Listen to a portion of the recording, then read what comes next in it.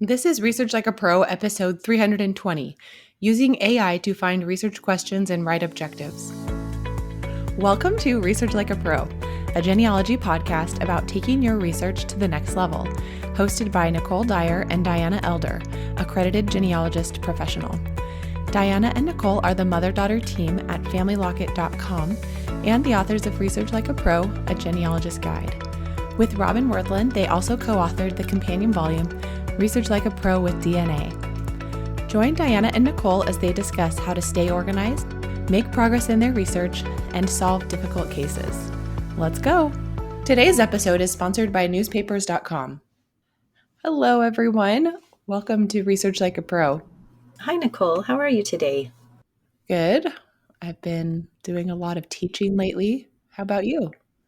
Well, I have been working on a few different things. Yesterday, I worked on transferring or connecting my family tree on Family Tree DNA to my heritage.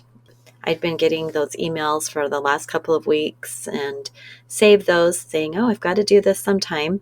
So before our office hours for our e-course yesterday, I decided that would be a good thing to share with everyone. So I went through the steps and it wasn't that hard. You just have to do a few steps and you have to do a little bit of thinking about where you want your tree to be, which tree you want to use, because if you've got trees on My Heritage, you could connect to one of those, or you can just use your existing family tree on Family Tree DNA and have that be added to My Heritage. So there are a few things to think through, but it was fun to get that done. So now I need to do it for the other kits that I manage on Family Tree DNA and get all of those connected or transferred. Oh, good. Yeah, I learned a lot when you shared about that because I had been seeing those emails as well and thinking, oh no, what do I need to do? So Exactly. I'm glad to know that when we transfer or copy over our family tree DNA tree to My Heritage, that it preserves any DNA matches we've linked to our family tree there. So that'll be nice. Right. And that's one of the things that I learned, that linking will be preserved if you have already linked them over on Family Tree DNA. So if you do want to do that, you just want to make sure you've got things set up.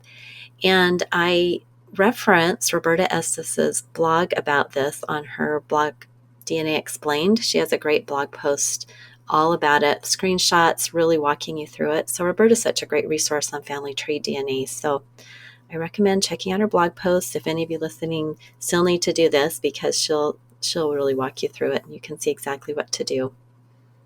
Yeah, and she has that new book too about family tree DNA.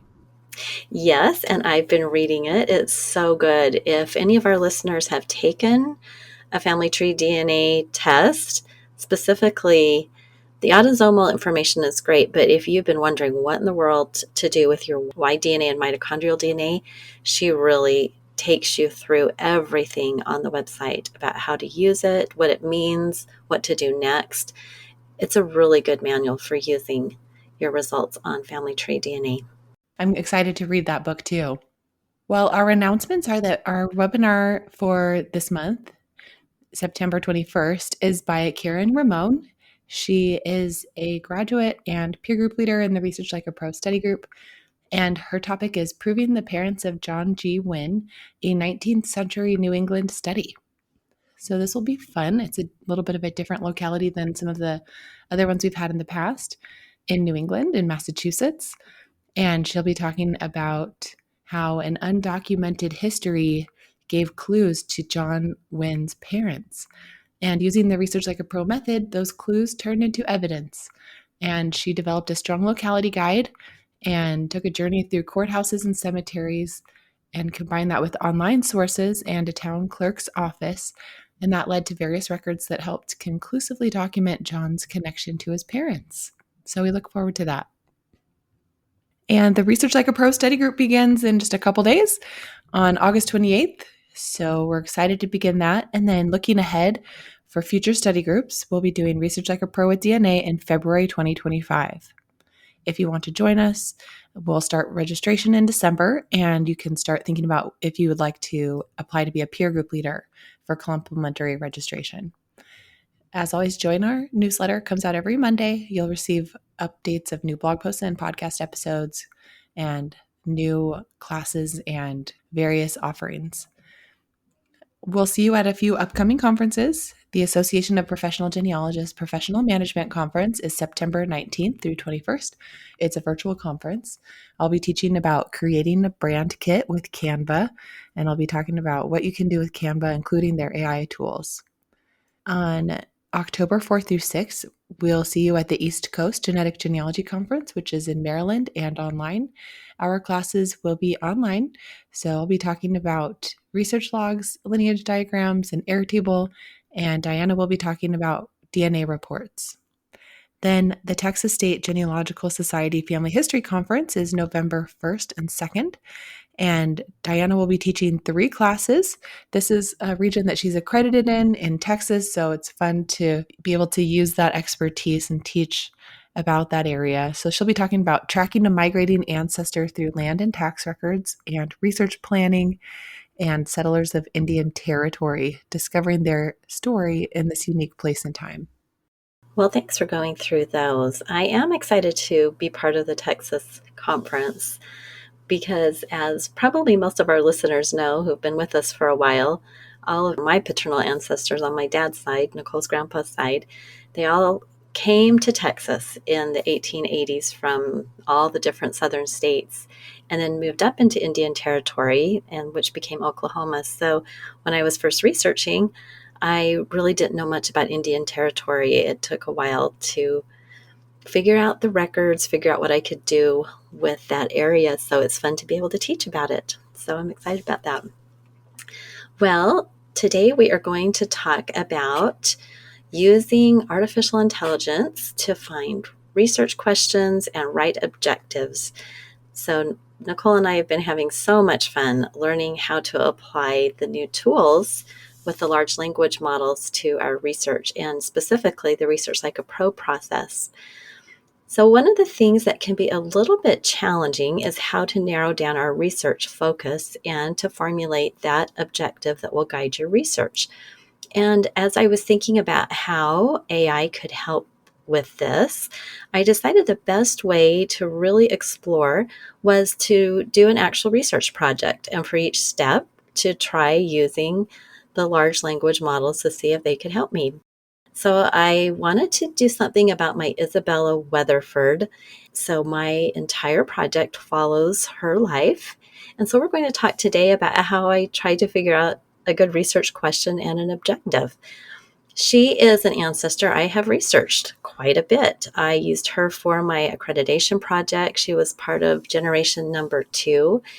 And, sometimes these ancestors we've researched a lot, we just wonder what else can we find about them. So we're going to be talking all about Isabella, and I'm not going to tell you what we found because I found something really exciting about her that just goes to show when you focus in on some specific times and information, you can find things. I can't wait for you to share what you found. Well, when starting a new project, it's really important to analyze your pedigree and identify gaps or areas that need further investigation. And that's one thing that AI tools can help us with. They can analyze our family tree data and suggest potential research questions. So, one thing we can do is use a GEDCOM and a custom GPT to analyze our pedigree. To create a GEDCOM file from your genealogy software, just go to File, Export, and then select the number of generations you want to include. Choose your starting person, and then export only the basic facts, notes, and other relevant information.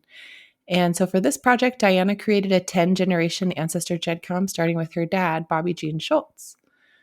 And a custom GPT is a specialized AI model that's trained on a specific topic or task. And so for genealogy, you can use the Family Tree Expert Custom GPT, which is free for all users. To create your own custom GPT, you'll need a paid account, but free accounts can use GPTs that others have made. These are available in the OpenAI ChatGPT platform, and on the left side of the home screen, you just have to click on Explore GPTs. And once you're there, looking in the GPT store, you can search for genealogy or family tree. So here are some tips for using custom GPTs. You can ask the custom GPT what it can do and inquire about the best way to use it to explore its capabilities. Right. And it was really fun to try this out. I had a few different things I wanted to explore when using my GEDCOM. We're always trying to think what's a good prompt? What is a good way to use AI? So here's some ideas. One is to analyze this GEDCOM file and identify gaps or inconsistencies in the family tree. Another suggestion that I tried based on this GEDCOM suggests 4-generation research project ideas focusing on ancestors with events in your specific region. Or review this family tree data and propose research questions for ancestors with incomplete information. So it's fun to explore a little bit and see what it can find in your family tree that you've created. I think often we might have some inconsistencies or gaps, or we may have ancestors we thought we'd researched, but there's something incomplete, and the AI can look for that. So because I've done accreditation, I thought it would be fun to see if it would do a good job in trying to find some specific generations that would work. And with ICAP-Gen, the accrediting body that I went through, you have specific states that you have to have had at least a life event in. So I created a prompt and used the upper south states. So my prompt was, using this GEDCOM, suggest 4-generation research project ideas where at least one life event occurred in Kentucky, North Carolina, Tennessee, Virginia, and West Virginia. Remember, I'm using the custom GPT family tree expert, which works really well with GEDCOMs. And it looked through my GEDCOM and it gave me a possibility. Well, first of all, it said, I have identified 4 linked generations with life events in North Carolina and Virginia, starting from an individual born about 1820. And then it gave me the people. It gave me Susanna Clanton, who was born in North Carolina, her father, John, who was born in North Carolina, her grandfather, Edward, who died in North Carolina, born in Virginia, and a great-grandfather who was born in Virginia and died in North Carolina. So that actually worked. It was a little far back. It was between 1817 and 1708. So I don't know if I would really use that. It'd be a little bit more difficult, but it would be fun. And I did enjoy seeing what it could give me. So here's some benefits of using a GEDCOM with custom GPTs. Well, as I said, it can give you a really good overview of what you have in the tree, and it can quickly process large amounts. This is one of its great skills, that really quickly it can go through your tree. Could I have found this group of 4 people? Of course I could have. And I could have, put in locality searching and done some work finding them. But it was nice to see that really quickly I could get an answer that worked. And then it can also look for patterns. It might spot relationships or migration patterns that you've overlooked. And it can give you specific research ideas for your family's history and geography. And it can really save you some time to generate some research ideas to further explore in your next project. I love that. And one thing I think that is really interesting about what you said is that the AI can quickly process a large amount of data. And of course, you could do it yourself, but it would be very slow and a boring process clicking through individuals in your tree or doing some kind of like search within your software program to pull up all the people who have a life event in a certain location, then checking to see if any of them are related to each other in like 3 generations.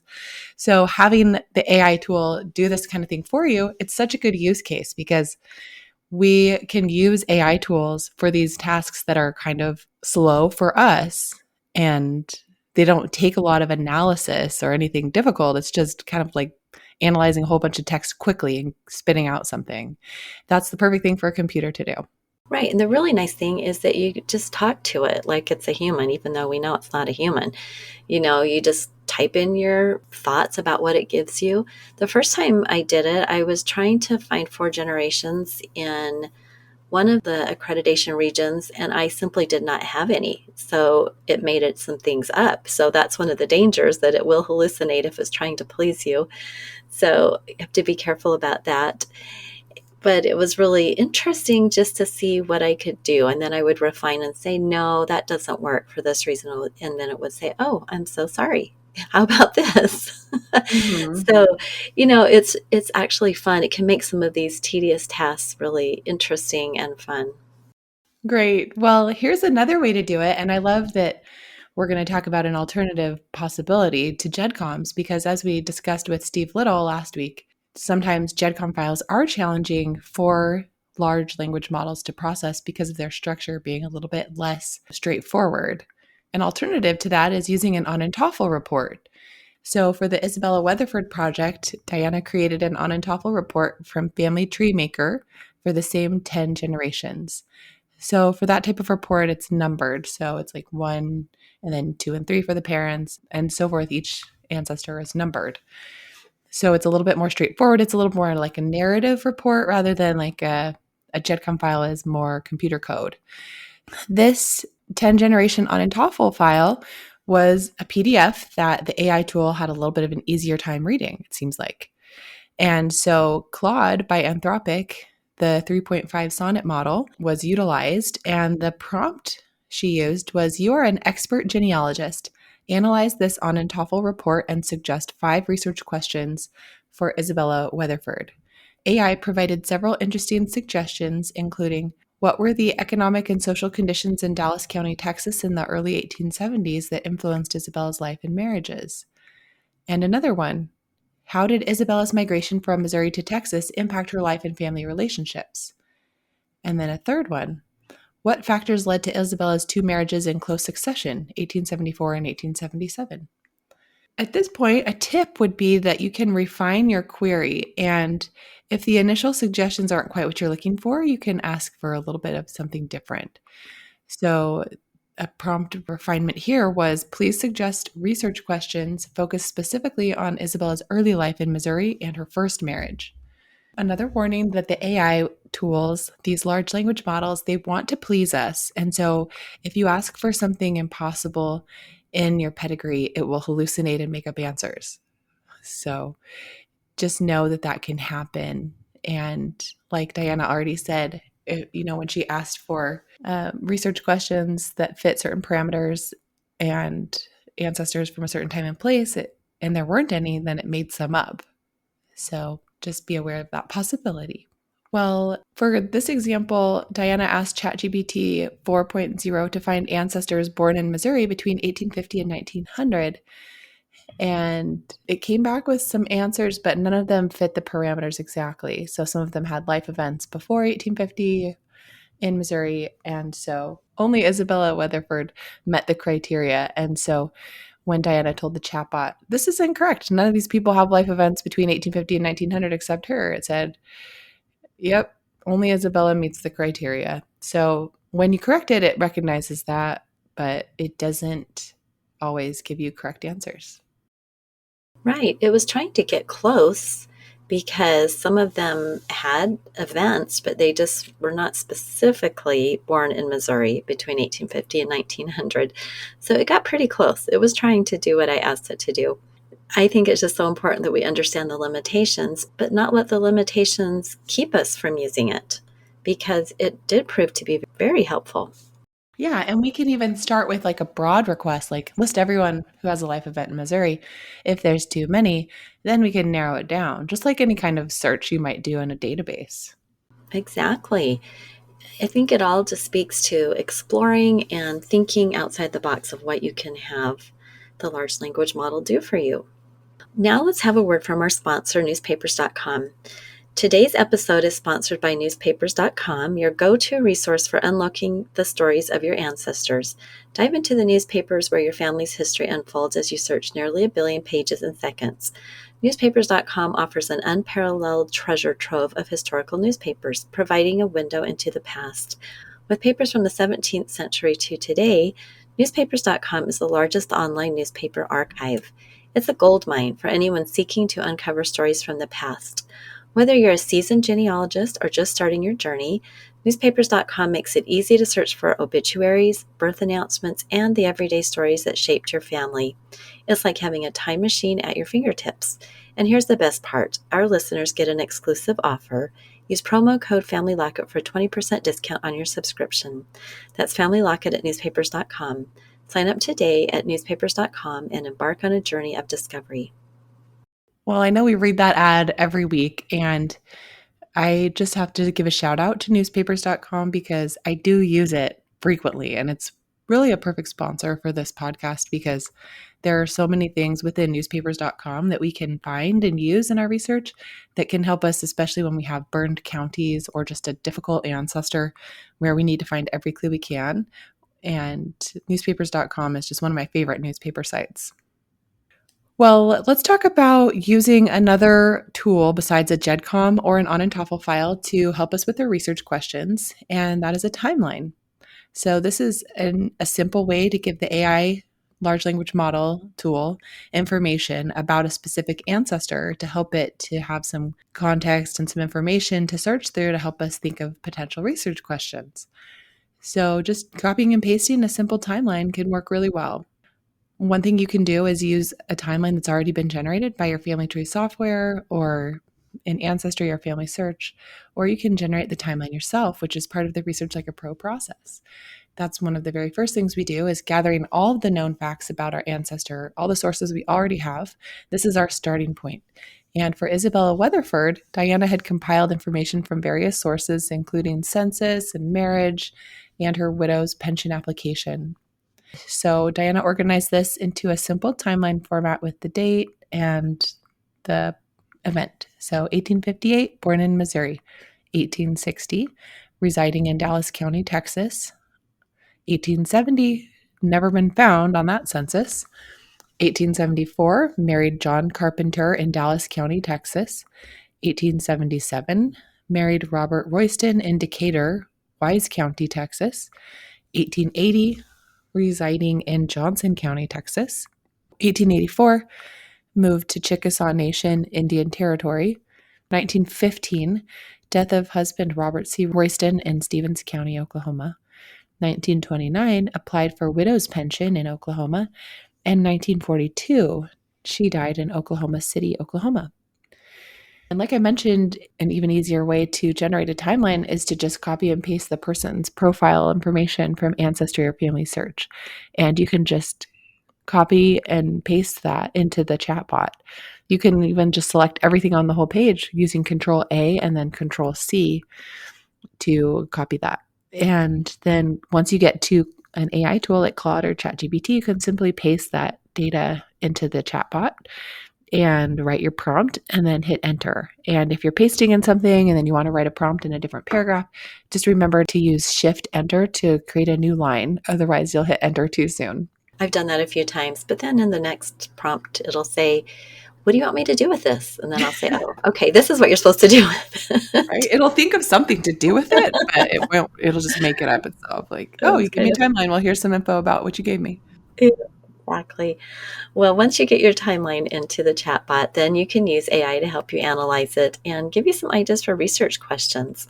So here's a prompt that I used with Claude.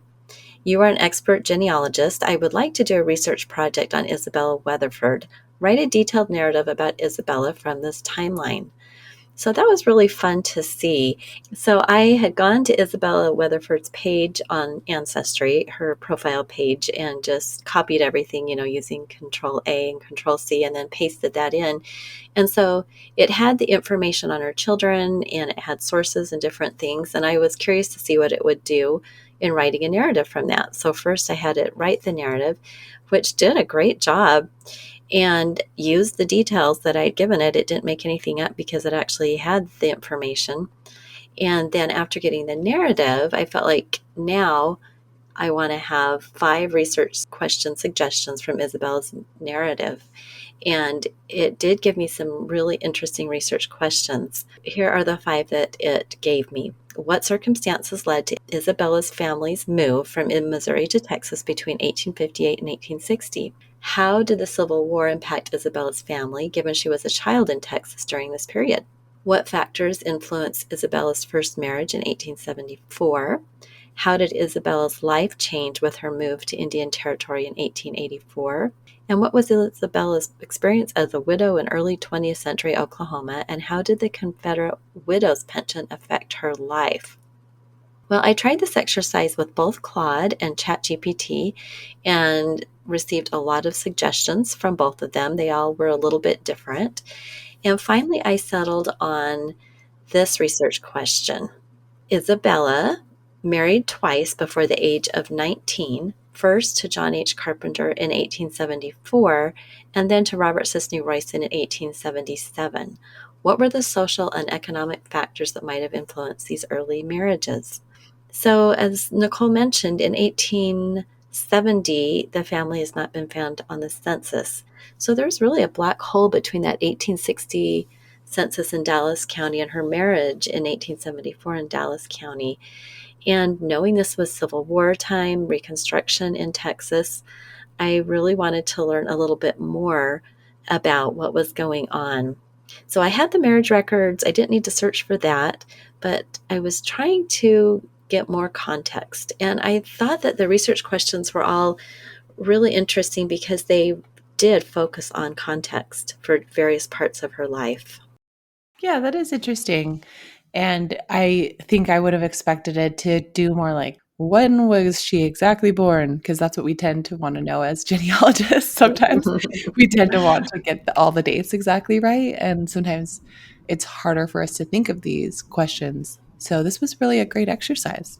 Right. And I actually would like to go back and do some writing and research on several of those questions. It could be so valuable for thinking of themes to write about for like a biography or just something that has a little bit more historical context than a proof argument. Like, this person was definitely the child of so and so.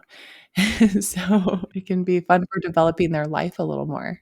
Yeah, how to write a history that people will really want to read. Yeah.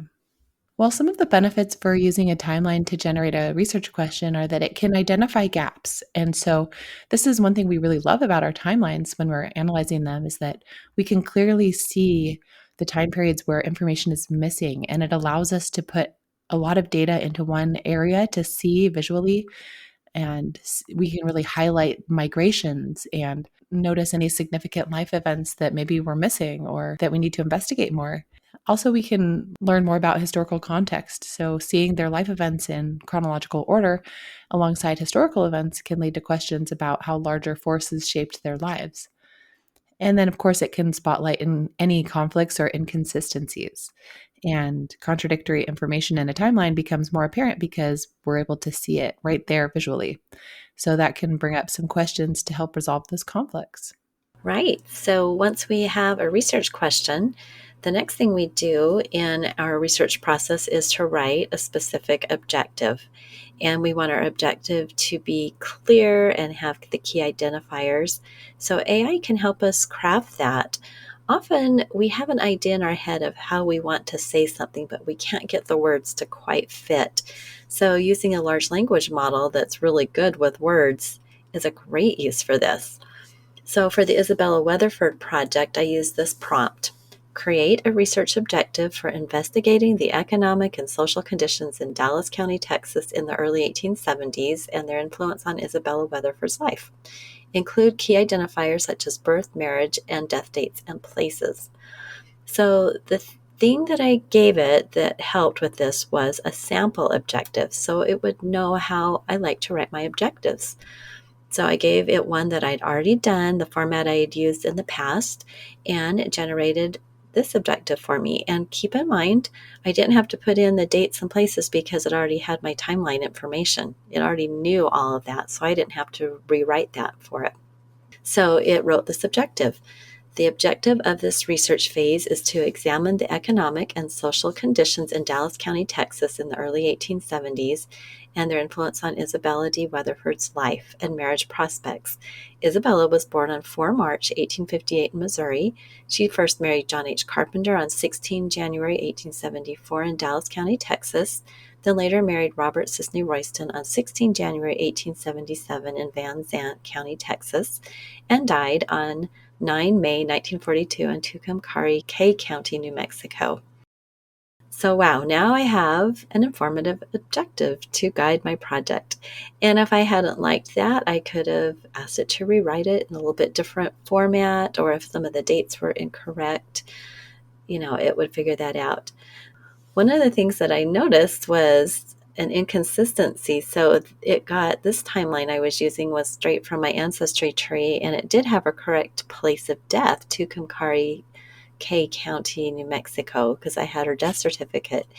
And the timeline I had generated earlier, I had her dying in Oklahoma City. So that's interesting. That must be in my family tree program. Or perhaps it took that from her widow's pension. So interesting. I hadn't noticed that inconsistency. So this is why we always check all of our facts. Right. And I also noticed an inconsistency with her marriage to Robert Royston. Was it in Wise County, Texas, or was it in Van Zandt County? Okay, that is a good question. I believe that she says in her pension that it was Wise County, and I believe that people had thought it was Van Zandt because their child mentions that he was born there. So yeah, I've got some inconsistencies that this is pointing out. Interesting. Yes. It's interesting how the data in our trees can change over time, and if you don't Yes. keep them in sync, then it will be different. So that's another thing that I've noticed in doing this exercise is that I can sometimes see where there's conflicting data or data that I haven't seen before. Like, other people can edit the family search tree. And so when I took a timeline about one of my ancestors from there, and it had two different locations for the 1870 census and talked about how this person moved back and forth in 1 year. And I was like, oh, that clearly is wrong. So the source data was bad. And so then you can really see it more clearly when you're reading a narrative that's generated by AI. Sometimes that helps you spot those inconsistencies. Right, because our eye can just glide right over that and not pay attention. Yeah, that's good. Well, to wrap it up, I'll give some tips for using AI with research objectives. So, like Diana said, it's really helpful to give it a sample objective when you're asking it to write an objective for you, that it can understand what they're supposed to look like. And this is exactly how GPTs and large language models have been trained on a lot of example data, and they're really good at mimicking that. And then you can also provide those key identifiers. So if they're already in the timeline you provided, it can just draw from that, or you can give it some data to put into sentences for you. If the objective you've written is not very clear, or it's kind of lengthy, or needs to be broken up into smaller sentences, you can give your research objective draft to the AI tool and say, please reword this and make it more clear. You can also use AI to help you find new ideas for old, tired projects where you've been maybe working on them for a long time. You have several research reports, maybe uploading those reports to Claude or ChatGPT and asking for ideas for new research objectives could help you. And you can even ask for help creating a phased approach to tackling a challenging research question by asking AI to suggest multiple research objectives that could be done in order in research segments. So, this could be a way to really help you brainstorm how you want to tackle your research project and have it write your objective for you. Well, it certainly is fun, and it can make the research process just have a little extra zip to it when you are talking with someone about it, whether it's a real person or it's a chatbot. I really enjoy chatting with the chatbots about my project and getting ideas and new suggestions. So I don't know if I would have thought of that specific objective on my own, because I kind of have objectives in my head that I always use, and this was not one of Right. them. Yeah, and we like to talk to each other about our research projects and get ideas. And just in that same way, it is interesting to bounce ideas off another language model. It is absolutely fun. It is great. All right. Well, thanks everyone for listening. And I'm excited to share my progress on the Isabella Weatherford project. In the next few episodes, we'll have some fun discussing what I did and what I learned as I was working with artificial intelligence. So thanks for listening, everyone, and we'll talk to you next time. Bye, everyone. Bye bye. Thank you for listening. We hope that something you heard today will help you make progress in your research.